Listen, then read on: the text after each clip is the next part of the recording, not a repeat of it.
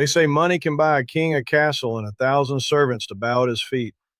But nobody ever told me, back when I was just a boy, with dirt under my fingernails and a song in my heart, that all the millions in the world couldn't buy a single extra breath for the woman who gave me life. And tonight, as I sit here in the dim light of a room that smells like stale flowers and heavy regret, I realize that the day I lost my mama was the day the Millionaire King truly became a ghost. It was August in Memphis, and the heat was the kind that sits on your chest like a wet blanket, thick and suffocating, much like the fame that had started to wrap itself around my throat.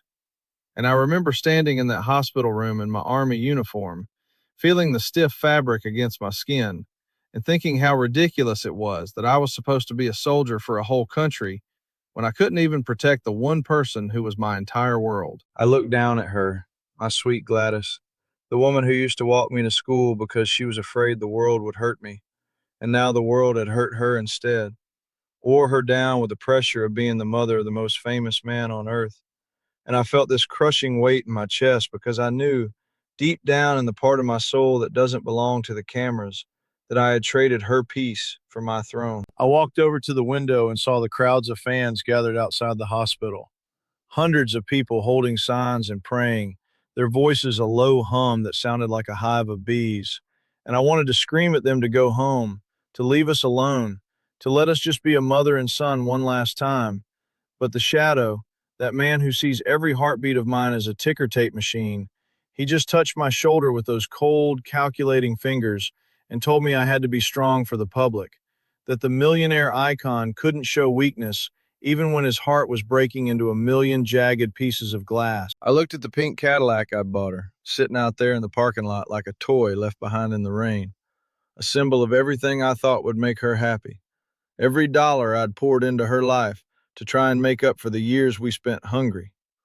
But as I touched her hand, which felt as fragile as a bird's wing, I realized that she never wanted the Cadillac, or the mansion, or the gold records. She just wanted the boy who used to sit at her feet and tell her about his dreams. I remember the smell of the hospital, that sharp, antiseptic scent that tries to hide the smell of death, but never quite succeeds. And I thought about the night I told her we were going to be rich, how her eyes had filled with a kind of fear I didn't understand then, a fear that we were leaving behind the only thing that was real for a world made of neon and lies. And now here I was, a millionaire in a uniform, standing in a room full of expensive flowers that couldn't bring the scent of Mississippi honeysuckle back into her lungs. I sat down beside her bed, my heavy gold watch ticking away the seconds like a countdown to a tragedy I couldn't stop. And I realized that being a king means you're always the last person to know the truth, because everyone around you is too busy protecting the brand to tell you that your world is falling apart. I leaned down and whispered into her ear, not the words of a superstar, but the words of Jesse's brother, the boy who was still afraid of the dark. And I promised her that I'd take care of Daddy, that I'd keep the music pure. But even as I said it, I could feel the curiosity gap widening in my own mind. Could I really survive in this golden cage without the only person who knew the real me? The shadow came back into the room, checking his pocket watch, talking about the press conference and the military orders, his mind already calculating how her passing would affect the record sales. And I felt a rage so cold and sharp, it felt like a knife in my gut. Because to him, her life was just a chapter in a biography. But to me, it was the only story that mattered. I looked at the contract he held in his hand, something about a movie deal or a tour, and I realized that the millionaire life is just a series of papers you sign until you don't even own your own grief anymore. And I told him to leave, to get out, before I did something that would make the front pages for all the wrong needlery. And for a second, I saw a flicker of fear in his eyes, a realization that the king was waking up to the cost of his crown. When the room was quiet again, just the sound of the machines and the distant hum of the fans, I picked up her old Bible, the one with the worn edges and the notes she'd written in the margins, and I realized that she had been rich in a way I would never be, because she knew that the only thing you take with you when you leave this world is the love you gave away, not the millions you kept in a vault. I thought about all the things I bought her, the jewelry, the clothes, the house with the gates, and how she'd always looked a little out of place in all that finery, like a wildflower that had been transplanted into a hothouse. And I realized that the millionaire lifestyle I'd built was actually a desert where the things she loved couldn't grow. I stood there as the sun began to set over Memphis, casting long, bloody shadows across the room, and I felt the Zygarnik effect taking hold, that feeling that our story was being cut short, that there were 1,000 things I hadn't said and a million moments we'd never have. And I knew that from this moment on, every song I sang would have a shadow of her voice in it. Every stage I stood on would feel a little more empty, and every dollar I made would feel a little more like a burden. I remember the night back in Tupelo when we didn't have enough to eat, but she'd made me a guitar out of a cardboard box and some string, and we'd sat on the porch and laughed until our stomachs hurt. And I realized that was the richest I'd ever been. And all the millions I'd made since then were just a poor substitute for that kind of joy. The nurse came in then, her face soft with a pity that I couldn't stand, and she told me it was time to say goodbye. And I felt the floor drop out from under me, like I was falling down a well that had no bottom. And I grabbed Gladys's hand and held on like I was a drowning man, and she was the only thing that could keep me afloat. I thought about the first time I heard my song on the radio, how I'd run home to tell her, and how she'd cried, not because she was happy about the money, but because she knew the world was going to take me away from her. And she was right. The world took me. And then the world took her. And all it left me with was a big white house and a name that everyone knew but nobody understood. I walked out of that hospital room an hour later, the cameras flashing like lightning, the reporters shouting questions about my career and my future. And I realized that to them, I wasn't a son who just lost his mother. I was a millionaire property that had just become more marketable because of my tragedy. And I felt a disgust so deep, I wanted to throw my uniform in the dirt and disappear into the hills. I got into the back of the limousine, the leather smelling like wealth and isolation. And I looked at the crowds of people screaming my name, and I realized that being a king means you belong to everyone else but yourself. And the only person I ever really belonged to was gone. I sat there in the dark as we drove toward Graceland, the city lights blurring into a smear of neon and rain, and I thought about the secret she'd told me when I was a boy, a secret about why the birds sing and why the stars stay so far away. And I realized that she'd spent her whole life trying to keep my soul safe from the very thing I'd chased so hard, the millions, the fame, the power. I looked at the gold-plated lighter in my hand, a gift from some billionaire in New York, and I thought about how I'd give every cent, every car, every record, and every drop of fame just to have one more hour on that porch in Tupelo, with no cameras, no managers, and no king. Just a boy and his mama watching the fireflies. I realized then that the millionaire life is a trick, a hall of mirrors that makes you feel big while you're actually getting smaller and smaller inside. And I made a promise to her, right there in the back of that car, that I'd never let the money completely kill the boy she raised, even if I had to hide him in the deepest, darkest room of my heart.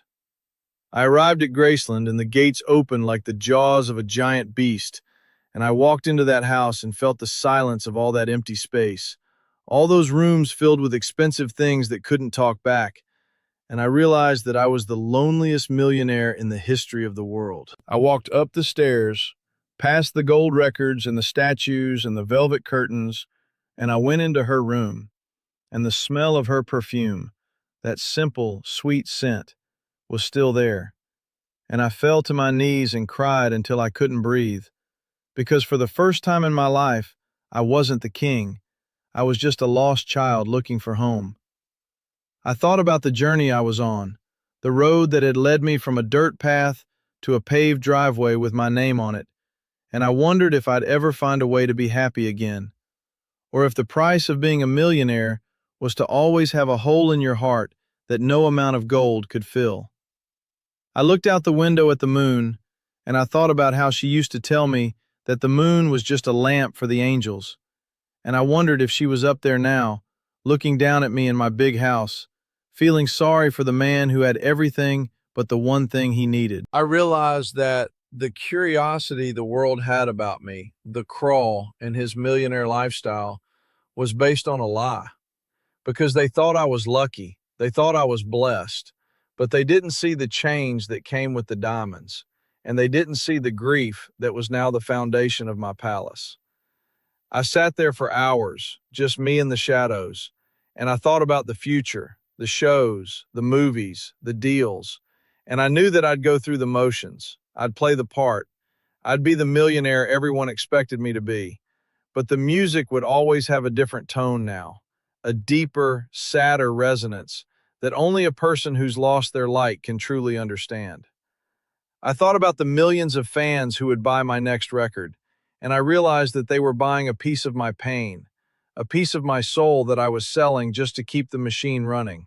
And I felt a weariness that went down to my very marrow. I looked at the small wooden cross she'd given me, and I realized that the only real power I had wasn't in my bank account. It was in the memories of the love she'd given me, a love that was pure and couldn't be bought, traded, or sold. And that was the one thing the shadow could never take from me, no matter how many contracts he made me sign.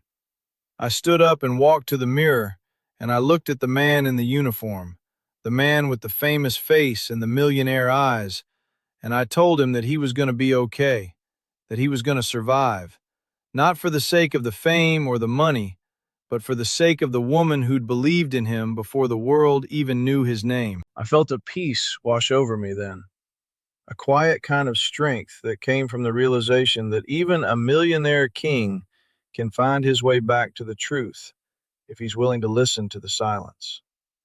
And I knew that the next chapter of my life was going to be the hardest one yet, but I wasn't going to walk it alone, because her spirit was a part of me, a melody that would never fade away.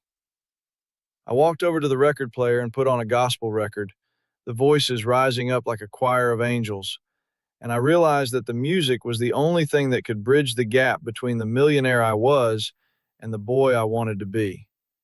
And I let the sound fill the room until the walls of Graceland didn't feel so thick anymore. I looked out at the gates one last time before the sun came up, and I saw a single fan still standing there, a girl with a candle.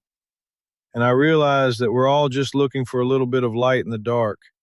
And maybe my job as the king was to use my millions not just to buy things, but to be a light for folks who were as lost as I was. I knew the world would never truly understand the bond we had, or the depth of the hole her leaving left in my life. But I also knew that I didn't need them to understand, because some things are too sacred to be shared with a camera or a reporter. I'm just a man, friend, a man who's had more than his fair share of luck and more than his fair share of sorrow. But tonight, as the first light of dawn touches the trees of Memphis, I realized that the greatest lesson my mama ever taught me was that you can't be a king until you know what it's like to be a servant, and you can't be rich until you know what it's like to have nothing but love. I'll carry that with me as I go back to the world, as I face the shadow and the contracts and the neon lights. And I'll remember that even in the middle of a millionaire's dream, the most important thing is to stay human, to stay kind, and to never forget the sound of the wind in the pines back home. I'm coming to terms with the man in the mirror, and even though he's wearing a crown that feels a little too heavy tonight, I think he's going to be just fine, because he finally knows that the gold is just glitter, but the soul is forever. And that's a truth that all the millions in Memphis can't ever change. Thank you. Thank you very much for sitting with me through this long night, because sometimes the only way to heal a broken heart is to tell the story until the words become a bridge back to the light. And I think I've finally found my way across. The birds are starting to sing now, just like they did in Tupelo. And I reckon it's time to face the day not as a king, but as a son who's finally found his peace. God bless you all, And don't forget to hold on to the people who love you for who you are, not for what you have. Because in the end, that's the only wealth that counts. I'm going to go now, but the music stays. And as long as the music stays, she's never really gone. And neither is the boy who sang to the birds.